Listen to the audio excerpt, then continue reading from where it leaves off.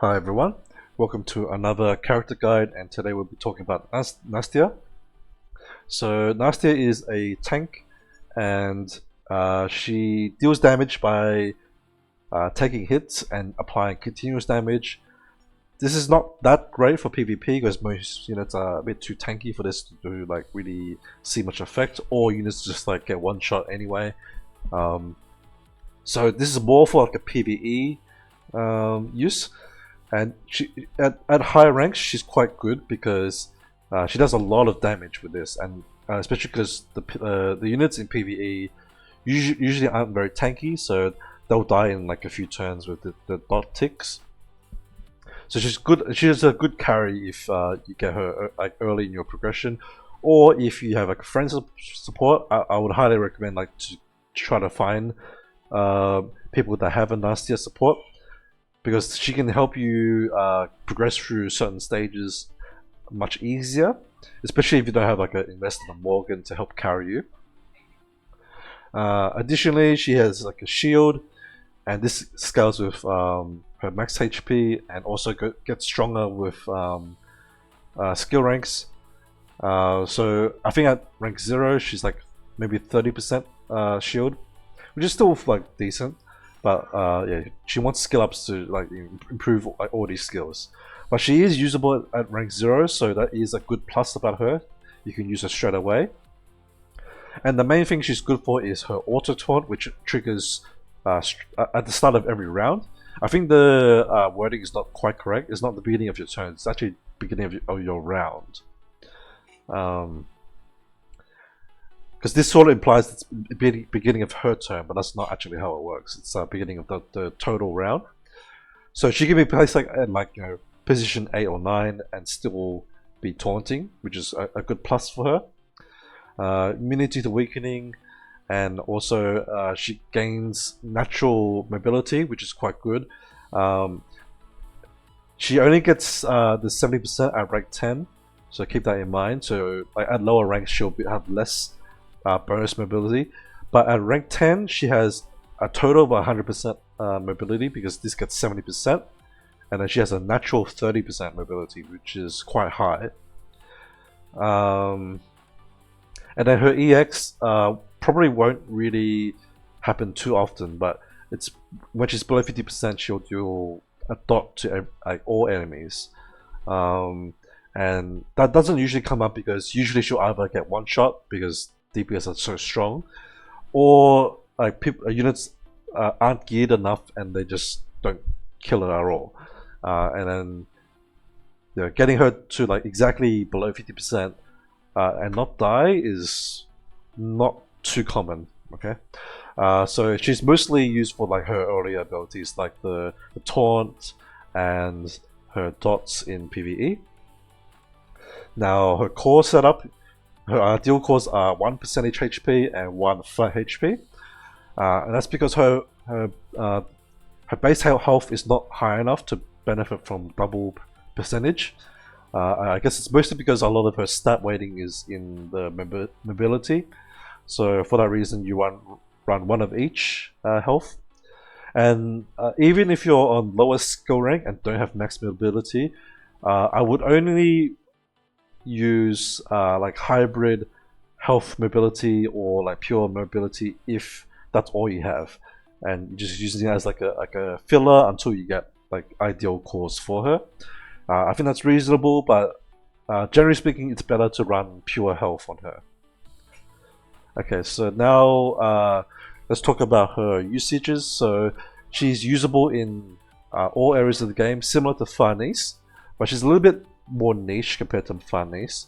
So in PvP she's primarily there as the auto taunt and to protect your units from during the early turns, especially because you usually want one of your DPS or maybe clock to act early.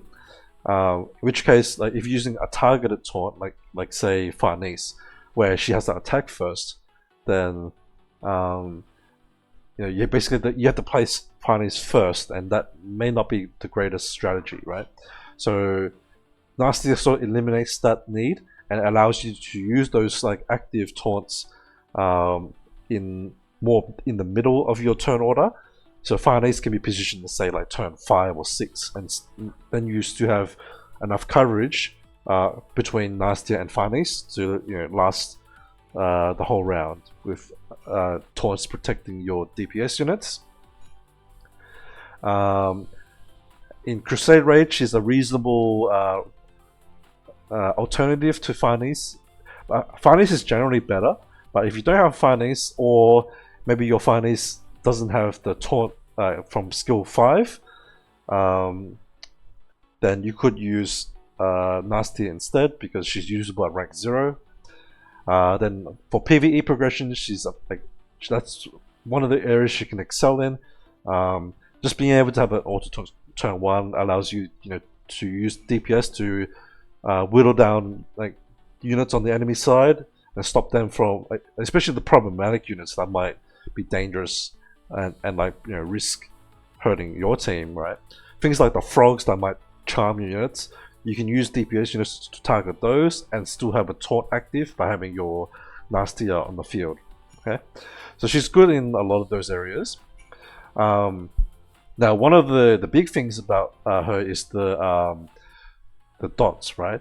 Now, if you have like a high skill rank Nastya or a friend support, you can use that to solo a lot of stages, or two-man certain stages.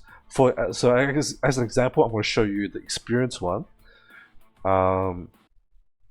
This one is quite easy to just 2-man with a high rank Nastya and 1 DPS, which in this case I'm using Kokoro Kami, which everyone should have hopefully picked as their first banner unit, or the newbie banner. And basically she's here to take out the support unit, because this support heals. So as long as this unit's not here, most of these other units will attack Nastya. So, the exception will be these buzzers, right? These buzzers ignore taunt, so there will be some units like this that ignore taunt, and they'll hit your DPS. But if you're only running 1 DPS, that's fine, and you take out the support on turn 1, and after that, it doesn't matter if your DPS dies. My DPS won't die because she has health on her cores, but if you're running a pure damage build, it might die, especially if she's not max leveled as well. But that's okay if your Coco dies, because on this stage you're allowed to have up to 2 units die before you lose a star right from your clear, right? So if you have 1 unit die, perfectly fine. So let's start the battle, and you can see it in action. So turn 1, my Coco has plenty of damage to take out this support, but if you need more damage, then you might need to run a healer or like a Tina or something to buffer. But you probably won't need it, because these units aren't super tanky. So as long as you have a decent amount of levels into your Coco and a couple of attack cores, then she can take out the support. Shouldn't be too hard. Now all these other units are attacking into Nastya, and you can see that they take some continuous damage, and then each turn a unit takes, it doesn't have to be this unit specifically, all right? But whenever another unit takes turn, it will take down some of the damage, and eventually they'll just die from the dots. These heavies will take some time to charge up and attack, but they will attack your Nastya eventually, and then they'll also die to dot damage. Now, since my Coco is still alive, it will take out the buzzer for me. But if yours dies, then that's fine, because then the buzzers they can only attack Nastya, right? So then they'll just attack her and they'll take dot damage. So either way, you're going to be guaranteed to clear the stage. And you can see here you got plenty of time. You have to clear the stage within 40 turns, and even with 2 units, that's plenty. And that's because you don't have other units using up the turns, basically, right? So all your turns are basically waiting for them to attack your units or your Nastya, and then Nastya just applies the dots to let them die slowly. And that's pretty much how you can use Nastya. So I hope that's helpful. If there's any questions, feel free to ask in the comments, and I'll answer them as soon as possible. Until the next video, have a good one. I'll see you in the next video. Bye bye.